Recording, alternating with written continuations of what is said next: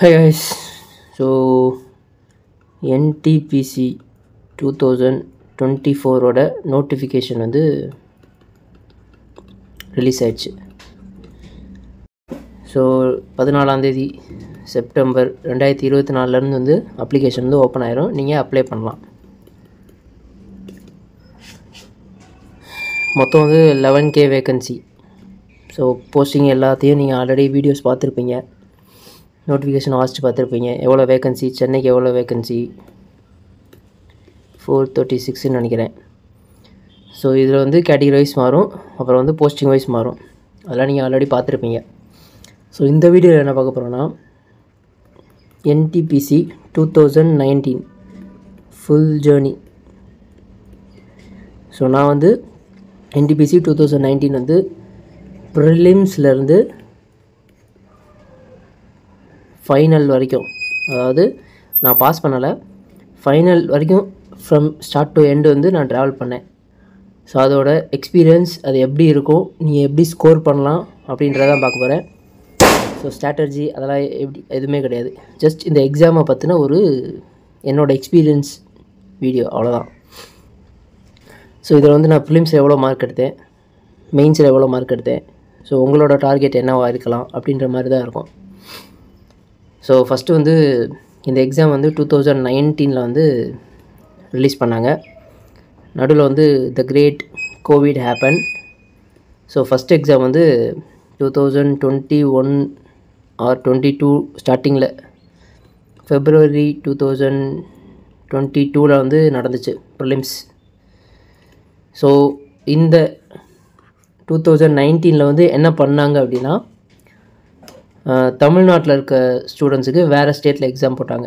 For example, நான் ப்ரிலிம்ஸை வந்து கேரளாவில் எழுதினேன். ஸோ வந்து எங்கே வேணால் சென்டர் போடலாம், எக்ஸாம் சென்டர். தமிழ்நாடுக்குள்ளே தான் போடுவாங்க அப்படின்றதெல்லாம் கிடையவே கிடையாது. ஸோ சென்டர் வந்து எங்கே வேணால் போகலாம், வேறு ஸ்டேட்டில் போடலாம். ஸோ நான் வந்து தமிழ்நாட்டில் வந்து எழுதின ஒரே எக்ஸாம் வந்து NTPCயில் டைப்பிங் மட்டும்தான். ஸோ அதை நான் எங்கெங்கே எழுதினேன் அப்படின்றத நான் சொல்கிறேன். ஸோ February மாதம் 2022 வந்து இது நடந்துச்சு, ப்ரிலிம்ஸ் நடந்துச்சு.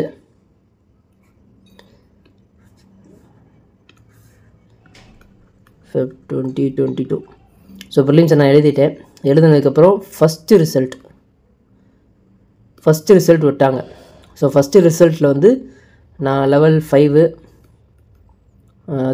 3, 2, 4 வந்து அந்த வேக்கன்சியில் கிடையாது, கிளியர் பண்ணிட்டேன். ஸோ ஒரு பிரச்சனை ஆயிடுச்சு. நிறைய பேர்த்துக்கு வந்து மார்க் வந்து இருக்குது, பட் நார்மலைசேஷனில் ஏதோ பிரச்சனைன்னு சொல்லி பெரிய பிரச்சனை ஆயிடுச்சு. அதனால செகண்ட் ரிசல்ட் விட்டாங்க. இதில் வந்து நிறையா நாள் வந்து தள்ளி போயிடுச்சு. ஸோ செகண்ட் ரிசல்ட்டில் நான் 6th, 5th, 3rd, 2nd இது எல்லாத்தையுமே நான் கிளியர் பண்ணிட்டேன். ஸோ என்னோடய மார்க் இது வந்து NTPC 2019. இது வந்து என்னோடய ப்ரிலிம்ஸ் மார்க். ப்ரிலிம்ஸ் மார்க் கிடையாது, இது level 2, level 5. இதான் வந்து என்னோடய ப்ரிலிம்ஸ் மார்க் NTPC 2019.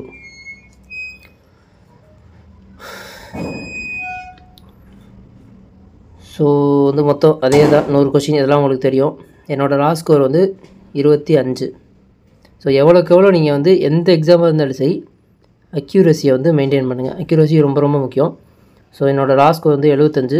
எனக்கு கிடச்சது வந்து 83 நார்மலைஸ்டு மார்க். ஸோ 100க்கு தான் இருக்கும் ரயில்வே எக்ஸாம்ஸ் எல்லாமே. ஸோ பெருசாக வந்து மேக்ஸு ரீசனிங்லாம் வந்து கஷ்டமெல்லாம் இருக்காது, ரொம்ப ரொம்ப சிம்பிளாக இருக்கும். உங்களுக்கு பேசிக் தெரிஞ்சாலே போதும். ஸோ இது வந்து தமிழ்லேயும் நடக்கும் இந்த எக்ஸாம், அதையும் நீங்கள் வச்சுக்கோங்க. ஸோ நீங்கள் வந்து ஃபோக்கஸ் பண்ண வேண்டியது மெயினாக மேக்ஸ் ரீசனிங்கை பேசிக் பார்த்துட்டு GK தான் ஃபோக்கஸ் பண்ணணும். ஸோ இந்த மார்க் எடுத்ததுக்கப்புறம் என்னால் வந்து level 6, level 5, level 3, level 2 இது எல்லாத்துக்கான எலிஜிபிளும் நான் ஆகிட்டேன். level 6ல் ஸ்டேஷன் மாஸ்டர், level 5ல் சீனியர் கமர்ஷியல் கிளர்க்கு. ஸோ இந்த மாதிரி நிறைய போஸ்டிங் இருந்துச்சு. நான் எழுதினப்போ இருந்த வேக்கன்சி வந்து 35,000. ஸோ வந்து இதுக்கப்புறம் வந்து எப்போ எக்ஸாம் நடத்துனாங்க அப்படின்றது வந்து செகண்ட் ஸ்டேஜுக்கு நான் பாஸ் பண்ணிட்டேன். அடுத்து வந்து லெவல் 6க்கு நான் ஒரு எக்ஸாம் எழுதணும், லெவல் 5க்கு ஒரு எக்ஸாம் எழுதணும், லெவல் 3க்கு ஒரு எக்ஸாம் எழுதணும், லெவல் 2க்கு ஒரு எக்ஸாம் எழுதணும். 4 டிஃப்ரெண்ட் எக்ஸாம்ஸ். ஸோ இப்போ நீங்கள் லெவல் 5, லெவல் 6, லெவல் 3ஓ 2ஓ போட்டிருக்காங்கன்னு நினைக்கிறேன் இந்த வேக்கன்சியில். இப்போ நீங்கள் அந்த 3மே கிளியர் பண்ணிட்டீங்கன்னா 3 எக்ஸாம் தனித்தனியாக எழுதணும். ஸோ இதுதான் வந்து இங்கே இருக்க ரொம்ப இம்பார்ட்டண்ட்டான பார்ட். ஸோ ஒவ்வொரு போஸ்டிங்க்கும் நம்ம வந்து தனியாக எக்ஸாம் அதாவது ஒவ்வொரு லெவலுக்கும் நம்ம தனியாக எக்ஸாம் எழுதணும். இது வந்து நம்ம வந்து 10th பப்ளிக் 12th பப்ளிக் எழுதுகிற மாதிரி இருந்துச்சு. ஸோ ஃபஸ்ட்டு வந்து லெவல் 6 அதான் போட்டாங்க. லெவல் 6 எக்ஸாம் வந்து திருப்பதி ஆந்திரா பக்கம் போயிட்டேன். மெயின்ஸு. ஸோ மெயின்ஸ் வந்து டைம் சேம் தான் இருக்கும், பட் வந்து கொஷின்ஸ் வந்து 120 கொஷின்ஸ் இருக்கும். ஸோ லெவல் 6 எழுதினேன், அதோட மார்க் இருக்கும். லெவல் 4 வந்து அந்த வேக்கன்சியில் கிடையாது. ஸோ லெவல் 6ஓட மார்க்கு 67 வந்து கரெக்டாக போட்டிருந்தேன். 8 கொஷின் தப்பு, 64. ஸோ டைப்பிங் டெஸ்ட்டுக்கு நான் வந்து கிளியர் ஆகிட்டேன். ஸோ இது வந்து லெவல் 6 லெவல் 4 தான். ஸோ லெவல் 6ல் வந்து வேக்கன்சி கம்மியாக இருந்ததுனால கொஞ்சம் மார்க் வந்து தேவைப்பட்டது, பட் நான் கிளியர் ஆகிட்டேன். அடுத்து வந்து லெவல் 5மே நான் டைப்பிங் டெஸ்ட் கிளியர் ஆகிட்டேன். ஸோ எல்லாத்துக்குமே டைப்பிங் டெஸ்ட் இருக்கும். லெவல் 5 வந்து பெங்களூரில் எழுதினேன். ஸோ லெவல் 5, 3, 2 இது 3மே வந்து பெங்களூரில் தான் எழுதினேன். மூணுமே வந்து டிஃப்ரெண்ட் இன்ஸ்டியூட் காலேஜ் மாதிரி. ஸோ வேறு என்ன லெவல், இது ப்ரிலிம்ஸு. ஸோ லெவல் 2ஓட இது கிடையாது. லெவல் 2ஓட ஸ்க்ரீன் கார்டு வந்து ஸ்கோர் கார்டு வந்து கிடைக்கல. ஸோ அதுவுமே நான் கிளியர் பண்ணேன். எனக்கு எதனால் வேலை கிடைக்கலன்றதை நான் சொல்கிறேன். ஸோ இதுக்கப்புறம் வந்து ரிசல்ட் வந்துச்சு. ஃபஸ்ட்டு எதோட ரிசல்ட் வந்துச்சுன்னா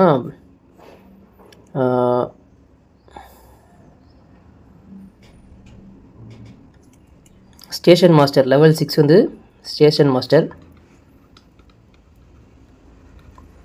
ஸோ இந்த ஸ்டேஷன் மாஸ்டருக்கு வந்து சைக்கோமெட்ரின்னு ஒரு டெஸ்ட் இருக்குது. ஸோ அந்த டெஸ்ட்டுக்கு வந்து லெவல் 6ஓட மெயின்ஸை நான் கிளியர் பண்ணி இந்த சைக்கோமெட்ரி டெஸ்ட்டுக்கு வந்து எலிஜிபிள் ஆனேன். ஸோ இப்போ நீங்கள் ஸ்க்ரீனில் பார்த்துக்கிட்டு இருக்குது அந்த சைக்கோமெட்ரிக் டெஸ்ட்டோட ஸ்கோர் கார்டு தான். ஸோ இதில் வந்து மொத்தம் வந்து 5 ஸ்டேஜஸ் இருக்கும். Intelligent test, selective attention test, spatial scanning, information ordering, personality test. So நிறைய பேர் ஃபெயில் ஆனது வந்து இந்த பர்சனாலிட்டி டெஸ்ட்டில் தான். ஸோ இப்போ நீங்கள் ரொம்ப சீரியஸாக என்டிபிசிக்கு படிக்கிறீங்க அப்படின்னா இந்த சைக்கோமெட்ரிக் டெஸ்ட்டையுமே கொஞ்சம் இம்பார்ட்டன்ஸ் கொடுத்து படிங்க. ஏன்னா இப்போ லெவல் 6 இருக்குது, ஸ்டேஷன் மாஸ்டர் போட்டிருக்காங்க. ஸோ அதுக்கு வந்து இந்த சைக்கோமெட்ரிக் டெஸ்ட் வந்து இருக்கும். ஸோ நோட்டிஃபிகேஷன் ஒரு தடவை செக் பண்ணிக்கோங்க. இந்த தடவை எதுவும் சேஞ்சஸ் கொண்டு வந்திருக்காங்களான்னு நான் செக் பண்ணல. கண்டிப்பாக ஸ்டேஷன் மாஸ்டருக்கு இந்த சைக்கோமெட்ரிக் டெஸ்ட் இருக்கும். இல்லை அப்படின்னா இதை நீங்கள் கமெண்ட்டில் மென்ஷன் பண்ணலாம். நான் ஒரு தடவை செக் பண்ணிட்டு கூட வரேன். ஸோ நோட்டிஃபிகேஷனில் கொடுத்துருக்கிறது படி இங்கே கொடுத்துருக்காங்களா, இந்த ஸ்கில் டெஸ்ட்டுன்றது டைப்பிங் ஸ்கில் டெஸ்ட். இந்த கம்ப்யூட்டர் பேஸ்டு ஆப்டிடியூட் டெஸ்ட்டுன்றது தான் அந்த சைக்கோமெட்ரிக் டெஸ்ட்டு. ஸோ இது வந்து ஸ்டேஷன் மாஸ்டருக்கு மட்டும் இருக்கும். ஸோ இதை நீங்கள் கண்டிப்பாக ஃபோக்கஸ் பண்ணணும். இதுக்கு வந்து யூடியூப்பில் வீடியோ தமிழ்லேயே நிறைய வீடியோ இருக்குது. நானே தமிழில் தான் பார்த்தேன். ஸோ இது வந்து டிஃப்ரெண்ட்டாக இருந்துச்சு, புதுசாக இருந்துச்சு. எஸ்எஸ்பின்னு ஒரு எக்ஸாம் இருக்கும். ஸோ இந்த எக்ஸாம்லலாம் இது வந்து கேட்பாங்க. இது வந்து உங்களுக்கு வந்து ஏஎல்பி எக்ஸாம்லேயுமே இந்த சைக்கோமெட்ரிக் டெஸ்ட் வந்து இருக்குது. ஸோ அதனால் ஏஎல்பி எக்ஸாம் தான் நெக்ஸ்ட்டு வரப்போகுது. நவம்பர் ஆர் டிசம்பரில் எக்ஸாம் வரலாம், ப்ரிலிம்ஸ். ஸோ அப்போ அந்த சைக்கோமெட்ரிக் டெஸ்ட் வந்து நிறைய பேர் ஃபெயில் ஆவாங்க. முக்கியமாக இந்த பர்சனாலிட்டியில் வந்து நிறைய பேர் ஃபெயில் ஆவாங்க. ஸோ அதை வந்து பார்த்துக்கோங்க. ஆல்ரெடி என்னை விட நீங்கள் நிறைய ரிசர்ச் பண்ணியிருப்பீங்க. நான் வந்து திருப்பி சொல்கிறேன், இதில் நான் ஸோ இதில் வந்து நான் ஃபெயில் ஆனனால எனக்கு வந்து நாட் சூட்டபிள்னு வந்துடுச்சு. ஸோ டோட்டல் ஸ்கோர் வந்து இது எல்லாத்தையும் ஆட் பண்ணி 268 வரும். அதில் வந்து அவுட் ஆஃப் 30க்கு அவங்க வந்து சேஞ்ச் பண்ணுவாங்க. அப்படி சேஞ்ச் பண்ணுறப்ப நான் வந்து நாட் சூட்டபிள். ஸோ எனக்கு லெவல் 6 கிடைக்கல. ஸோ அதுக்கப்புறம் லெவல் 5 எழுதினேன், லெவல் 3 எழுதினேன், லெவல் 2 எழுதினேன். எல்லாமே மெயின்ஸ் கிளியர் பண்ணிட்டேன். ஸோ எல்லாராலையுமே மேக்ஸு, இங்கிலீஷ், ரீசனிங் படிக்க முடியும். இந்த ஸ்கில் டெஸ்ட்டு அப்புறம் இந்த சைக்கோமெட்ரிக் டெஸ்ட்டு இதில் பாஸ் பண்ணுறது ரொம்ப முக்கியம். அதுதான் உங்களுக்கு வந்து வேலையை வாங்கி கொடுக்கும். ஸோ இந்த மெயின்ஸுக்கு அப்புறம் எனக்கு வந்து நடந்தது வந்து டைப்பிங். ஸோ எஸ்எஸ்சி டைப்பிங்க்கும் ரயில்வே டைப்பிங்க்கும் நிறைய டிஃப்ரென்ஸ் இருக்குது. எஸ்எஸ்சி ரயில்வேல உங்களால் பேக் ஸ்பேஸ் வந்து யூஸ் பண்ண முடியும். பட் ரயில்வேல வந்து பேக் ஸ்பேஸ் யூஸ் பண்ண முடியாது. ஒன்ஸ் நீங்கள் ஒரு வேர்டை தப்பாக அடிச்சிங்கன்னா அது தப்பு தான். ஸோ அதனால் வந்து டைப்பிங்கை நீங்கள் வந்து கொஞ்சம் ஃபோக்கஸ் பண்ணுங்கள். ஸோ லெவல் 6 கூட ஒரு சைக்கோமெட்ரிக் டெஸ்ட் அது சில பேர் பாஸ் பண்ணலாம், சில பேர் பாஸ் பண்ணாமல் போகலாம். ஆனால் டைப்பிங் வந்து அது போக இருக்க எல்லா எக்ஸாமுக்குமே டைப்பிங் தேவை. அதனால் இன்னையிலேருந்து கொஞ்சம் கொஞ்சமாக டைப்பிங் உங்களுக்கு வரவே இல்லைனா டக்குன்னு போய் டைப்பிங் கிளாஸ் சேர்ந்துருங்க.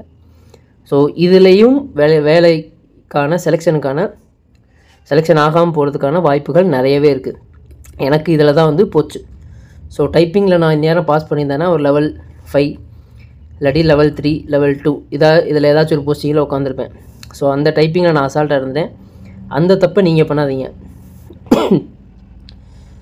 ஸோ யார் வேணால் ப்ரிலிம்ஸ் மெயின்ஸ் கிளியர் பண்ணலாம். பட் டைப்பிங்கிறது நீங்கள் இப்போ இருந்து ப்ராக்டிஸ் பண்ண ஆரம்பிங்க.